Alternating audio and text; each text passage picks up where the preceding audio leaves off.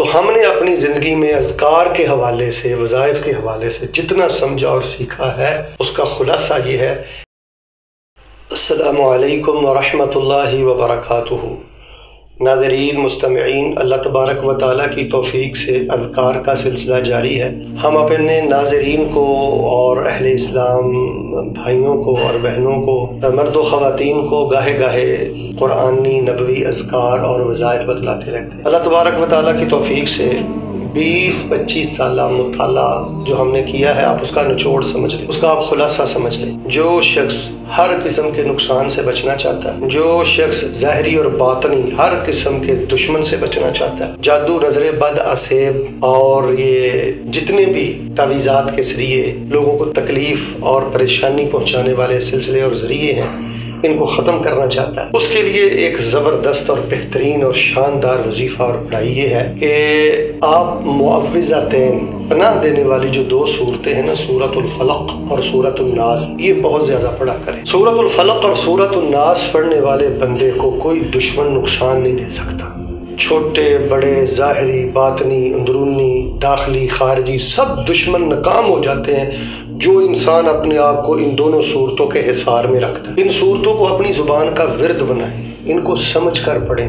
میں صبح کے رب کی پناہ میں آتا ہوں، میں نمودار اور ظاہر کرنے والے رب کی پناہ میں آتا ہوں، میں مخلوق کے رب کی پناہ میں آتا ہوں، اس کی ہر مخلوق کے شر سے اس کی پناہ میں آتا ہوں، اندھیری رات کے شر سے اس کی پناہ میں آتا ہوں، جو گروہ میں پھونکنے والیاں ہیں ان کے شر اور نقصان سے اللہ کی پناہ میں آتا ہوں، حاسد کے شر سے اللہ کی پناہ میں آتا ہوں، شیطان کے وسوسات سے، توہمات سے اللہ کی پناہ میں آتا ہوں۔ یہ دونوں صورتیں توحید کا پیغام دیتی ہیں۔ شیطان کا اصل ٹارگٹ یہ ہے کہ وہ آپ کو مشرک بنانا چاہتا ہے۔ شیطان آپ کو چھلوں کی طرف، کڑوں کی طرف، دھاگوں کی طرف، درباروں کی طرف، قبروں کی طرف لے کے جانا چاہتا ہے۔ شریعت اور رسول پاک علیہ السلام آپ کو اللہ کے ساتھ ملانا چاہتے ہیں۔ تو 100 باتوں کی ایک بات آج پلے باندھ لیں جی، یہ جو معوذتین ہیں، پناہ دینے والی 2 صورتیں ہیں، ان کو اپنی نماز میں پڑھیں، چلتے پھرتے پڑھیں، صبح و شام پڑھیں، ہر نماز کے بعد پڑھیں۔ یہ پڑھ کر اپنے پیاروں کو دم کریں، بیماروں کو دم کریں۔ ان کی بہت زیادہ عظمت ہے۔ نبی علیہ السلام فرماتے ہیں، میں نے ان جیسی صورتیں دیکھی نہیں۔ آپ نے فرمایا ایسی آیات ہیں ہی نہیں کہیں، یہ سب سے اونچی آیات ہیں۔ پھر نبی علیہ السلام نے اپنی زندگی میں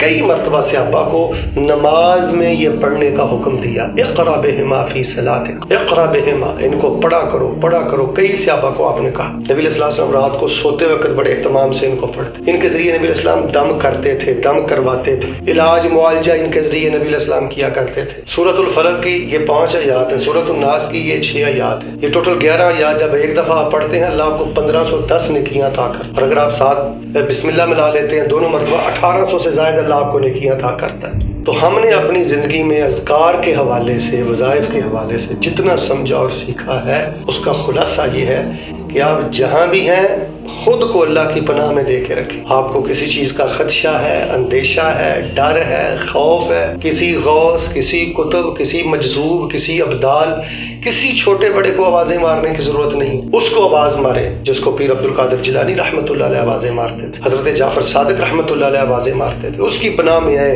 جس کی پناہ میں سیدنا مولا علی رضی اللہ تعالیٰ عنہ جس کی پناہ میں آتے تھے۔ تو یہ 2 صورتیں توحید کا پیغام ہے، حفاظت اور عافیت کا پیغام ہے۔